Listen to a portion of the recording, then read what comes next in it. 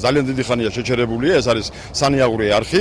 ანალოგიური მდგომარეობა ბაგრატიონის ქუჩის გაგრძელებაზე, ანალოგიური მდგომარეობა ჟილინის არხზე, იქაც ძალიან ნელი ტემპით მიმდინარეობს მშენებლობა.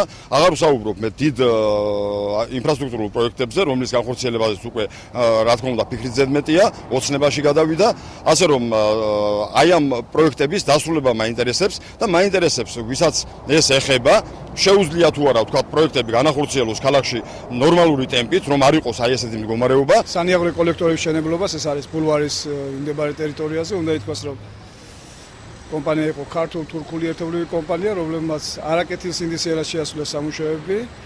იყო 2.5 მილიონი ლარის მოცულობის სამუშაოების შეწყვეტის გამო და სახელშეკრულო პირობების დარღვევის გამო მათ მიმართ გატარდა საჯარიმო სანქციები. ის პროექტები, რომელიც მერიაში ხორციელდება არა უშუალოდ მერიის მიერ, არამედ ტენდერში გამარჯვებული კომპანიების მხრიდან, რომელთაც ხშირი იყო წინა პერიოდში პრაქტიკა, რომ კომპანიებს რაღაც პერიოდზე ექნებათ პრობლემები, ვერ ასრულებენ ან ხარისხოვნად ვერ ასრულებენ სახელშეკრულებულ ვალდებულებებს, რის გამოც ტარდება მათ მიმართ სანქციები.